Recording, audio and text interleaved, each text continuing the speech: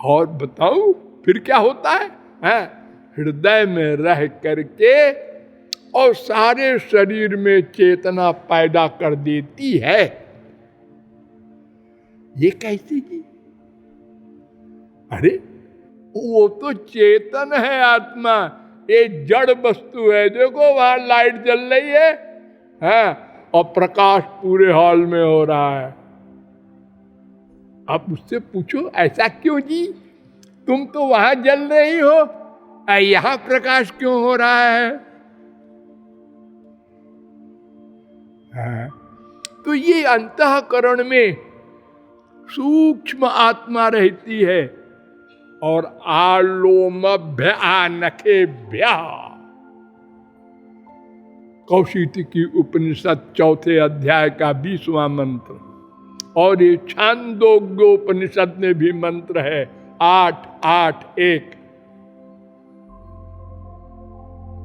तो इस प्रकार मैं के विषय में ये मोटी मोटी बात जान लीजिए। ये अणु है, केवल शरीर व्यापक है, लेकिन ये हृदय में रहता है और सारे शरीर में चेतना फैला देता है। सारे शरीर के बराबर नहीं है। और ये आत्मा परमात्मा से संबद्ध है। जैसे ही सूर्य की किरण सूर्य से संबद्ध है,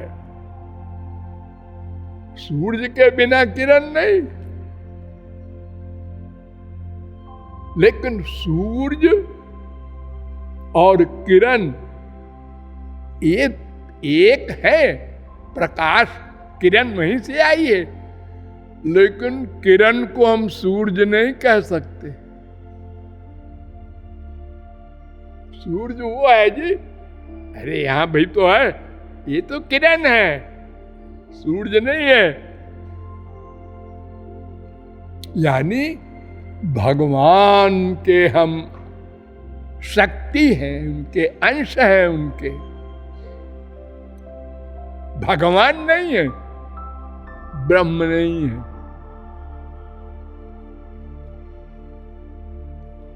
ब्रह्म की 3 शक्तियां प्रमुख हैं।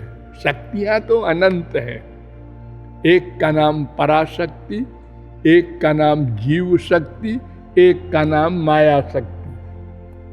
तो मैंने कल बताया था ना, पराशक्ति के अंश तो ब्रह्मादिक है,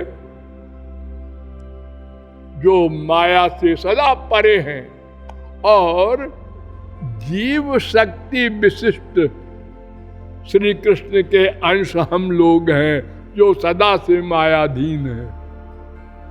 इसलिए पराशक्ति वाला गुण हम में नहीं है।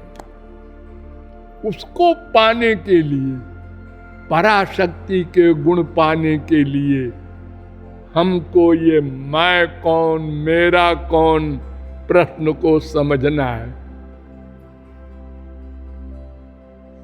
तदर्थ आप लोगों को बताया गया कि उसको समझने के लिए उसकी बुद्धि चाहिए, उसको देखने के लिए उसकी आंख चाहिए, उसको जानने के लिए, उसको पाने के लिए उसकी शक्ति चाहिए। हम अपनी शक्ति से उसको नहीं जान सकते, नहीं देख सकते, नहीं छू सकते।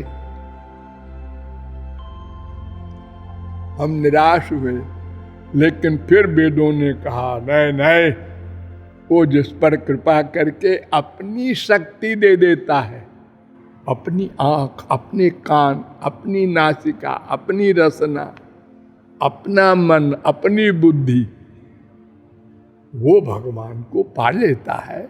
अनंत जीवों ने पाया है, पा रहे हैं, पाएंगे। लेकिन उसकी कृपा किसी साधन पर निर्भर है, किसी शर्त पर निर्भर है। वो शर्त जिन लोगों ने पूरी कर दी, वो माला माल हो गए, और जिनने नहीं पूरी की जिद पर अड़े हैं। हमारे संसार में, पॉलिटिक्स में कुछ नेताओं को जब गवर्नमेंट विरोधी पार्टी को बंद कर देती है और कहती है कि जो माफी मांग ले उसको छोड़ दो,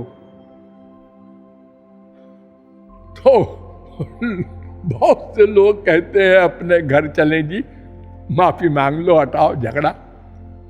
और बहुत से जिद्दी होते हैं, वो कहते हैं हम तो नहीं जाएंगे जी, हम तो जेल में ही रहेंगे।